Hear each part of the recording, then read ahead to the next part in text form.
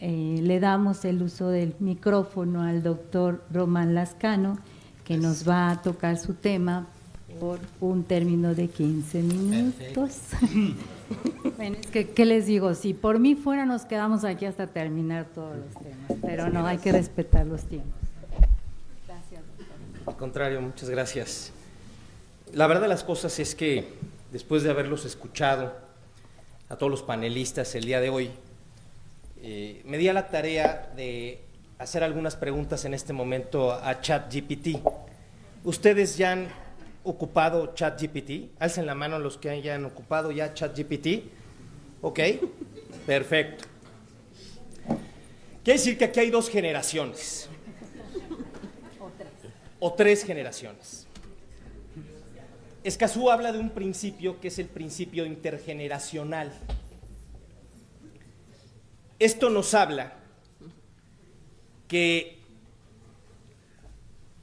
una generación que advierte el mundo de una forma diferente va a ser juzgada por Carneluti, Chiovenda, por los principios procesales del derecho romano, tomando en consideración el derecho romano germánico para efecto de analizar lo que es el derecho ambiental. Esto obviamente rompe con la sinergia de la evolución del derecho ambiental, de lo que significa el cuidado del medio ambiente y por consecuencia la biodiversidad y los ecosistemas. Hice una pregunta en este momento a ChatGPT sobre la contaminación digital. Y esta contaminación digital es la proliferación de los equipos electrónicos que a través de las ondas pueden generar una contaminación y un efecto invernadero y un calentamiento global. Esto obviamente genera elementos que no tenemos la certeza para efecto de tomar decisiones. En mi experiencia como académico, funcionario, litigante y parte de algunos movimientos ciudadanos para efecto de generar políticas públicas, advierto que el día de hoy existe un desfase entre el deber ser y el hacer. En México, el amparo ambiental, ya lo escuchamos de la voz del señor ministro, los diferentes criterios en materia de interés legítimo, interés difuso o colectivo. Vimos los principios que prácticamente lo toma el amparo en revisión en relación con el lago de Carpintero, donde dos personas acuden a un juicio de amparo para efecto de manifestar que los manglares o humedales respecto de una obra pública por parte de un municipio afectaban estos manglares. Y obviamente en este criterio del amparo en revisión resuelven casi todos los elementos que fueron tomados perfectamente por mi querida magistrada Damaris y por mi querido compañero Michael. Principio indubio pro natura, es decir, a favor del ser humano. Principio de prevención y de precaución. Principio intergeneracional. Principio de información respecto de lo que se va a hacer. Principio de medio judicial para hacer efectivo el recurso medio efectivo. Pero en México, el juicio de amparo, sobre todo en materia ambiental, es una guerra, una guerra, o mejor bien dicho, es una carrera de obstáculos. Si se dan cuenta, aquellos amparos que llegaron a concederse tuvieron que pasar varios años para que llegaran a la Suprema Corte de Justicia y se advirtiera que el juez de distrito había desechado por notoria improcedencia por falta de interés legítimo. Es decir, el primer obstáculo es que hay una autoridad, una empresa o un particular que está generando afectación al medio ambiente, ya sea por alguna actividad que está desarrollando, la construcción de alguna cuestión, algún hotel, algún hospital, algún tren, y derivada de esa circunstancia se genera una afectación al impacto ambiental. Resulta que otro de los principios es el de no escuchar a las comunidades indígenas para efecto de saber si existe o no una afectación a su medio ambiente, a sus usos, costumbres, de acuerdo a nuestra Constitución. Si nosotros en México, en la Ciudad de México, alguien osa tirar un árbol sin la autorización de la delegación, estoy seguro que la persona va a ser no solamente sancionada administrativamente, va a ser consignada a la Fiscalía General de la República por un delito ambiental y va a ser vinculado a proceso, estableciéndolo en la medida cautelar de prisión preventiva oficiosa o justificada. Aunque ustedes no lo crean, hay muchas personas vinculadas a proceso y sentenciadas por este tipo de circunstancias. Sin embargo, vemos en México que hay planes, procesos como el de Tren Maya, donde hay un claro ecocidio señalado por organizaciones internacionales y donde efectivamente algunos de los jueces que después de ver el bloque de constitucionalidad o regularidad constitucional donde aplica el Tratado Internacional de Escazú, a pesar de que es de orden público y de interés social, la obra pública concede la suspensión provisional.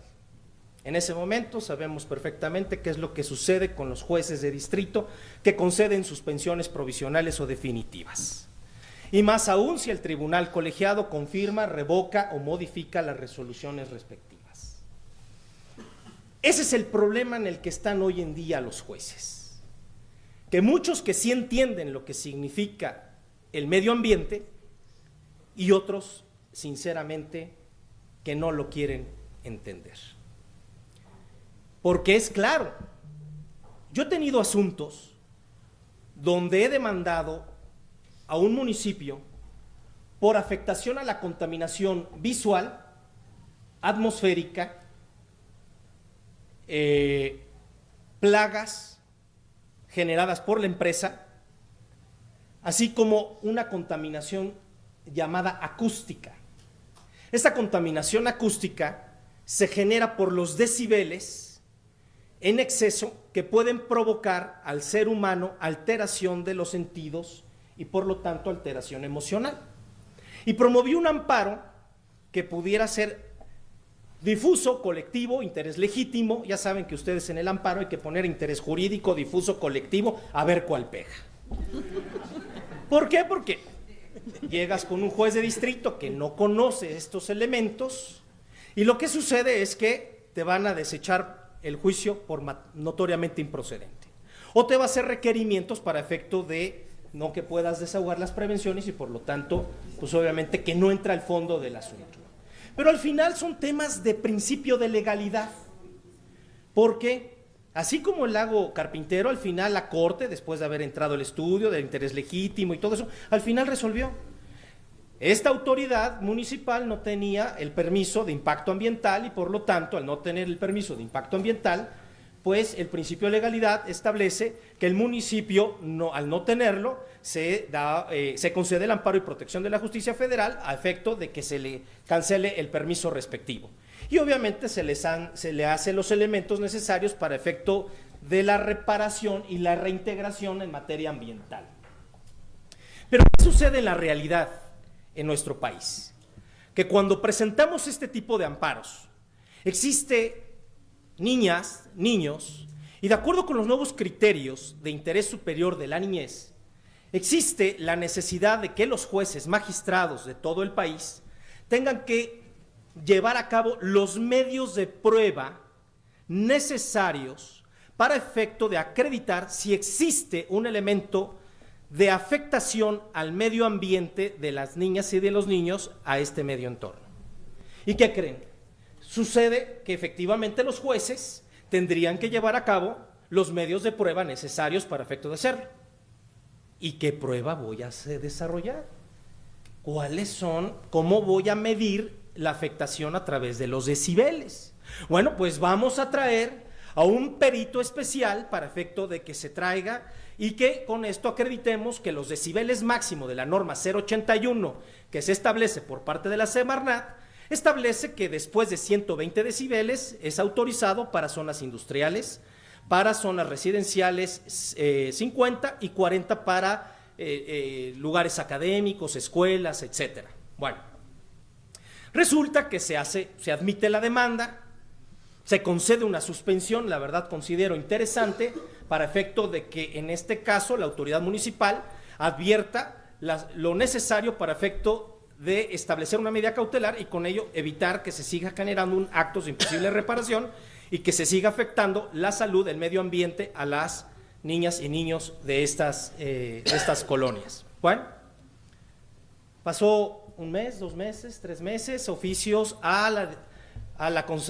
Consejo de la Judicatura para efecto de establecer si existe alguna persona con la pericial respectiva. Segundo, se manda oficio a la Fiscalía General de la República. Tercera, se manda a la Universidad Nacional Autónoma de México. Cuarto, se manda a la Benemérita Universidad. Quinto, se manda a tal. Después de 7 u 8 meses, no se pudo acreditar que existiera un perito. Bueno, se manda la invitación a una asociación de peritos particulares para efecto de que el Consejo tenga que autorizar el pago respectivo. Pasó un año y se llevó a cabo la prueba pericial respectiva. ¿Qué creen que pasó con esta circunstancia? Pues bueno, que si había una familia que tenía un contacto directo con esta emisión atmosférica, acústica, pues si esto tenía un grave riesgo, pues en cualquier momento puede ocasionar sordera, pérdida auditiva y generar un estado emocional que puede llegar a problemas de carácter psicológico. Y obviamente pues después tendríamos que acreditar a través de una prueba psicológica la afectación para que las personas pudieran ser atendidas. ¿Qué es lo que pasa en realidad? Que hoy en día el amparo ambiental existe confusión por parte de los juzgadores para efecto de admitir, conceder las suspensiones y medidas cautelares, y en ocasiones lo que sucede es que la mayoría de estos asuntos se sobreseen por falta de interés jurídico o legítimo. Resulta que este amparo, el que les estoy comentando, se sobreseyó por falta de interés legítimo, porque a pesar de la prueba geodésica, a pesar de las pruebas presentadas para efecto de acreditar el criterio de adyacencia, es decir, a través de la Comisión Federal de Electricidad, a través de un pago de predial, es más, hubo una inspección judicial para efecto de acreditar la cercanía de esta empresa comercial con los vecinos. Pero dice, como no se acreditó a través de ningún medio de prueba, se sobresee. Y parece ser que el proyecto va en confirmación en el tribunal colegiado. No obstante que los juzgadores tienen que acercarse a cualquier medio de prueba para efecto de acreditar si existe o no existe la violación. Es más, se ordenó la reposición del procedimiento para ordenar la prueba pericial. Y en el momento que llego a la prueba pericial, me dice la secretaria del juzgado, aquí está el perito, aquí está el tercero interesado, no estaba la autoridad, llévelos usted en su coche al lugar donde se tiene que llevar la prueba sin ningún integrante del Poder Judicial. Después de 4 días regresa el perito a las casas para efecto de volver a hacer la verificación a través de un proceso muy sencillo. El teléfono, hay una aplicación que mide los decibeles, pongo los decibeles, puso el perito su aplicación y se acreditó. Ese es el problema que nos vamos a enfrentar o se van a enfrentar ustedes como juzgadores. Y este elemento de principio de precaución y de prevención tiene una característica fundamental de acuerdo a los precedentes de la Suprema Corte. Prevención es que exista la certeza científica que el acto de autoridad o lo que está desarrollando una empresa o un particular o el propio gobierno va a generar una afectación al medio ambiente y como por consecuencia puede afectar, acuérdense ustedes que los derechos humanos vienen intercomunicados y por lo tanto es una afectación al medio ambiente, pero que puede propiciar otras afectaciones a los derechos humanos. Derivada de esta circunstancia, lo que yo considero o advierto es que el principio de prevención, certeza, y de precaución es que a pesar de que no tengo los elementos técnicos científicos, puedo llevar a cabo la medida cautelar necesaria para establecerle a la autoridad que lleve a cabo tal medida para efecto de evitar. Ahora bien, estos amparos ambientales, este tratado o acuerdo de Escazú, ¿no lo tenemos ya en nuestro sistema jurídico mexicano? ¿No tenemos el derecho a la información pública? ¿No tenemos el recurso eficaz? ¿No tenemos el derecho a la prevención? ¿No tenemos el derecho humano que todas las autoridades deben prever, garantizar los derechos humanos? O sea, ¿no nuestro sistema constitucional ya lo establece? Sí es importante este acuerdo porque viene a reforzar efectivamente la necesidad de que el Estado, a través de la Federación, Estados y municipios, pueda generar las condiciones necesarias para proteger al medio ambiente y por consecuencia, obviamente, proteger a la región. Yo sí creo que en este caso debemos valorar la justicia supranacional para que también órganos internacionales puedan intervenir en la región cuando existen actos que puedan vulnerar el medio ambiente, no solamente a la región, sino que puedan hacer una contaminación muy grave al medio ambiente. Yo le agradezco a la Asociación de Jueces y Magistrados la invitación, a mi querido Froilán, a la mesa directiva por estar aquí con ustedes. Como ustedes saben, yo soy el coordinador del Foro de Constitucionalistas de México, una asociación de académicas y académicos a nivel nacional e internacional, que hacemos análisis, pero sobre todo estamos haciendo acompañamiento en defensa de los integrantes del Poder Judicial de la Federación ante los ataques claros para denigrar la dignidad de sus familias y el ejercicio de la judicatura en el país. Acabo de leer que el ministro José Ramón Cosío presentó un amparo para efecto de garantizar la libre manifestación a los integrantes del Poder Judicial de la Federación. Yo creo que lo importante es establecer con claridad qué se debe hacer, cómo lo debemos hacer, pero también hacer una autocrítica y una reflexión de en qué estamos fallando como operadores jurídicos, en qué está fallando el Poder Judicial, porque aprovecho, hace 3 semanas estuve en el Acuerdo Nacional para la Paz convocada por la Conferencia del Episcopado. Y ahí hubo 3 elementos muy claros de la población después de un ejercicio de 1 año que son muy sensibles para el país. Uno es la impunidad y la otra, la injusticia que está en el país. Y esas 2, ¿a quién creen ustedes que señalan? Eso lo tienen claro, lo tienen claros en estudios y por eso mismo ustedes serán el ataque primordial para próximas fechas.